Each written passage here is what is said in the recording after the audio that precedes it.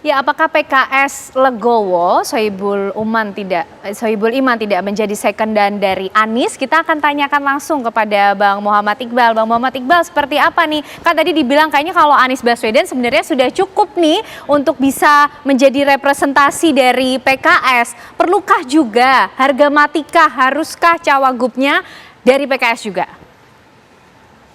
Ya, saya kira memang ini juga harus diluruskan ya, bahwa sejak awal bahwa Mas Anies Baswedan itu bukanlah kader PKS. Beliau pertama kali dideklarasikan oleh Nasdem ketika calon presiden, lalu PKB. Jadi kami ingin meluruskan bahwa ini bukan dua-duanya PKS, ini justru adalah satu PKS, ya, adalah presiden PKS, itu Pak Sohibul Iman. Adapun Mas Anies bisa didukung dari partai lain, termasuk dari Nasdem yang sudah ada komunikasi. Jadi saya melihat bahwa ini perlu kelegoan juga dari teman-teman PKB, Mas Huda lah ya. Karena kemarin kan wakil presidennya udah Caimin. Ya gantian lah. Ini kan kita sebagai sesama partai koalisi gitu kan, bertempo selero. Sehingga memang kita kan sama-sama enak gitu.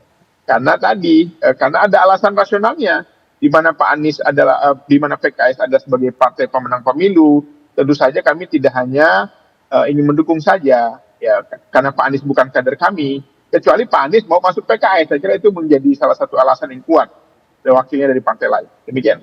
Oke, Bang Huda gimana nih? Yang legowo katanya PKB aja lah, jangan PKS. Gimana Bang Huda? Nggak masalah kan, ada nanti diskusinya, nggak ada masalah. Prinsipnya sekali lagi masih ada forum, masih ada meja yang bisa kita diskusi bersama. Okay. Kan juga PKB belum final juga, jadi kita masih berproses di internal dari dua nama itu. Nah setelah nanti putus dari dua nama itu, saya kira pasti kita akan komunikasi dengan teman-teman PKS, dan kebetulan juga sudah terjadwal Pak Presiden PKS akan silaturahmi dengan Caimin. Oke. Bang Huda, ini kan semua namanya masih digodok, baik yang dibawa oleh PKB, lalu juga melihat keputusan dari PKS, termasuk juga menggodok keputusan mungkin akan melenggang tanpa PKS? Ya sekali lagi ini masih cair, jadi saya kira forum malam ini termasuk, saya kira tidak perlu difinalisasi sampai di mana nanti masing-masing partai akan berlabuh. Tapi paling tidak PKB pada posisi star, kebetulan sudah ada aspirasi dari DKI Jakarta, teman-teman PKB Jakarta mendorong Mas Anies, sudah masuk di rekomendasi Despilkada DPP, dan di DPP ada satu nama yang kita simulasikan, yaitu Mbak Ida Fauzia, dan nanti akan kita putuskan secepatnya. Habis itu pasti kami akan bangun komunikasi politik termasuk dengan teman-teman PKS. Oke, baik. Kita masih tunggu ya bagaimana nanti hasil keputusannya dari PKB karena belum final. Mas Aryo, ini jangan senyum-senyum aja nih lihat negosiasi PKS sama PKB. Tapi gimana nih bacaannya? Kayaknya PKB sama PKS masih agak-agak alot nih semuanya terhadap nama Anies Baswedan. Ya, saya senyum-senyum karena saya nunggu dawuh dari Ustadz Adi Prain. Karena hari ini pertimbangan-pertimbangan dari luar juga penting sebelum kita mengambil langkah tertentu di pilkada. Jadi pada dasarnya Mbak, kalau kami ini kan selalu menyampaikan bahwa di dalam mengusung nama itu tidak hanya persoalan menang kalah, bukan hanya how to win, meskipun memang logika umumnya adalah ya how to win. Tapi kan juga ada pertimbangan how to govern setelahnya. Itulah kenapa seringkali mungkin dirasa PDI Perjuangan ini kok anti mainstream juga ini saat kemudian mengusung nama. Contoh di Pilpres, kita tiba-tiba mengusung Pak Mahfud, gitu. Yang secara elektabilitas, secara elektoral belum pernah sebelumnya diuji di pilkada atau di perhelatan manapun di daerah secara eksekutif. Tentu yang kami harapkan di dalam situasi itu adalah kami ingin memberikan message. Dan setelah itu, setelah nanti misalnya kami mampu memenangkan, tentu ini berdasarkan platform yang sesuai dengan ideologi partai. Jadi pertimbangan variabelnya memang di kami tidak sekedar masalah menang kalah. Oleh karena itu memang kami tidak bisa terburu-buru, tidak bisa tergesa-gesa. Tapi kami menghargai proses dan sikap politik yang sudah dilakukan oleh teman-teman di partai lain.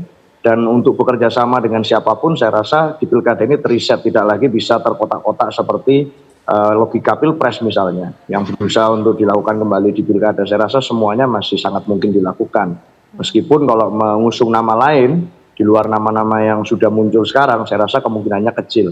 Tetapi hari ini misalnya dengan PKB pun kami juga punya pengalaman panjang bekerja sama secara politik membangun pasangan semangka misalnya, nasionalis religius, hijau dan merah itu. Jadi secara historis kami punya pengalaman bersahabat dengan berbagai macam partai politik, dan saya rasa sampai hari ini tidak ada masalah di Jakarta untuk kami nanti bekerja sama dengan siapapun. Yang pasti namanya harus klop dulu, dan itu bisa membawa kebaikan, ada message yang penting untuk disampaikan, terutama karena Jakarta adalah etalase kepemimpinan politik yang sangat penting secara nasional. Saya rasa itu. Oke, sudah ada gambaran semangka, hijau dan merah, juga ada juga nih istilahnya yang rame PKB Partai Koncone Banteng gitu katanya ya. Tapi nanti kita kembali lagi ke Mas Aryo dan juga Bang Huda. Mas Adi gimana nih? Tuh suggestionnya ditunggu loh sama PDIP. Ya kan sebenarnya sejak awal ada bangunan narasi yang ditangkap oleh publik bahwa 4 partai di luar Kim ini adalah mereka yang sebenarnya punya koneksi yang memungkinkan akan mengusung Anies dalam Pilgub Jakarta.